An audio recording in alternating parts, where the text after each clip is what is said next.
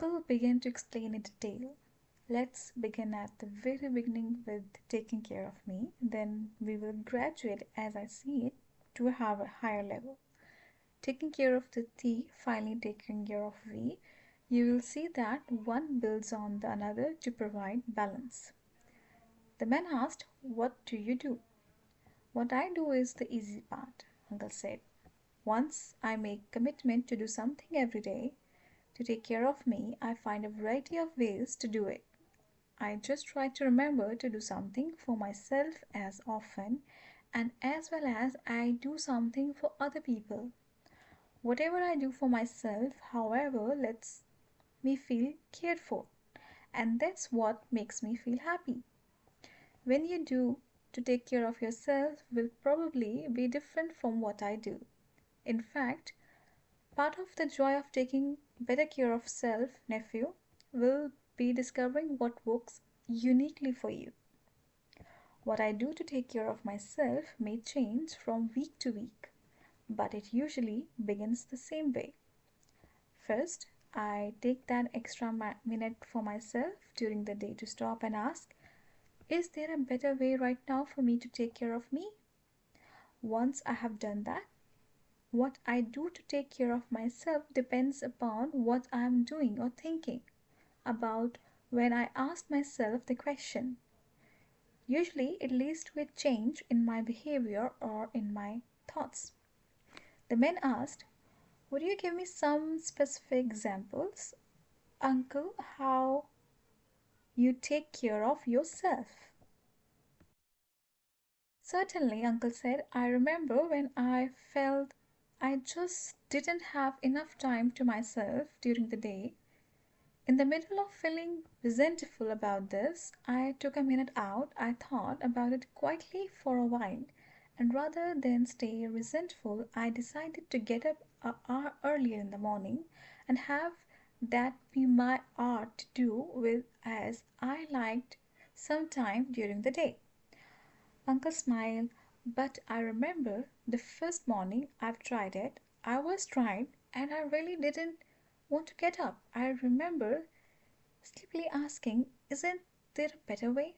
I decided to get up only 15 minutes earlier, but to do it earlier each week for 4 weeks. In a month, I had an extra hour a day to myself." "What do you do with your hour?" the man asked. "You're missing the point," Uncle said. "It doesn't matter as long as I feel that I'm taking care of myself. That's the important thing." Uncle stressed this by repeating the point. It doesn't matter what I do, it's the little things that makes a big difference. Things maybe nobody else would notice. Then Uncle said, "One thing I do when I get rushed, feel overwhelmed, and lose my perspective is to ask myself another simple question. 10 years from now, how much difference is going to make?" The man nodded. "I'll bet you do fewer unimportant things now and are probably more peaceful." "That's true," his uncle confirmed. "Another thing I do for myself," the older man added, "is to laugh. The more often I laugh, the healthier, happier I am. I remember hearing a great comedy album on the radio. It made me laugh so hard and I felt so good that I bought some comedy tapes for my car. Now I enjoy driving down the street laughing." The man said, "I remember when you were too serious, you now laugh more. What happened?" His uncle responded, "Fortunately, I had a friend who had a great sense of humor. I watched him and I saw how humor improved his life. He worked under pressure like I did, but it didn't seem to get to him. So I began to embrace his light-hearted philosophy. I remember once I was down with my friend asked me how I felt.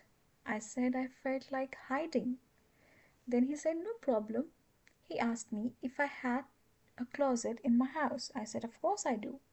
He said, "That's the perfect place." "For what?" I asked. He said, "For hiding. Go in your closet, take in a chair, sit down, and close the door." Uncle laughed and said, "I soon saw how amusing my little drama was. Then I didn't need to hang on to it." So laughing at yourself is a good way of taking care of yourself, the man noted. "Yes," Uncle said. "Even better, I laugh with myself. I enjoying my follies, my imperfections, my humanness. I do this with my little trick," Uncle added. "What is that?" man asked. "When I take myself too seriously," Uncle said, "I now imagine a amused God in the clouds watching my progress, because humans amuse him and because he really likes me." All of a sudden, God burst out laughing. He shouts out to one of his good buddies, "Come here. You gotta see what Uncle's doing. It's an absolute stream." The man laughed. "I will remember that." Uncle said, "Laughing at myself and doing little things for myself really helped me feel good." Uncle continued, "You wanted examples of what I do? Sometimes I skip lunch, change my routine, go for a walk, or I shop for some small item for myself. One that lets me feel that I am taking care of myself. I may take a drive in my car to look at beautiful scenery or go to a concert. Sometimes I make appointments with myself in the middle of the day to do something strictly for myself. I remember once I even went to an art museum at 11 a.m. Then I went back and worked during my normal lunchtime. I go on local expeditions. I take myself into places where I have never been just to see what I will feel like when I am there. It may be a part of town I don't normally go to or a shop I've never been in. The change makes me feel more adventurous and alive. Those are the little things, but there is something more important." The older man handed his nephew a plaque he kept on the desk in his study. It read, "I treat myself the way I would like others to treat me." What do you mean? "When I think that people don't treat me well," Uncle said, "I look at how I treat myself. My life is going well now because I have taken care of myself in these important areas. Sometimes I still start feeling like I'm not getting a fair shake. Usually it's over something small. I still don't like it very much when I feel I'm not being treated well." "I know how you feel," the young man said. "But as soon as I stop and see that I'm feeling like a victim," Uncle said, "I know who my persecutor is." "Yourself," the man guessed. "Myself," Uncle confirmed. "Soon I remember that I can be either my best friend or my worst enemy. It all depends on what I choose to think and choose to do." "What is an example of what you might do?" "I don't like it when other people feel I don't live up to their expectations of me. So I avoid setting myself up with the rigid expectations and comparing me to what I think ought to be. When I am disappointed in myself, it is usually because I didn't get what I demanded of me.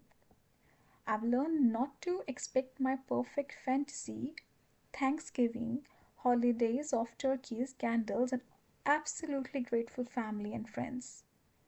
I now see it," Uncle said, "as a time for me to give thanks for what I do have already."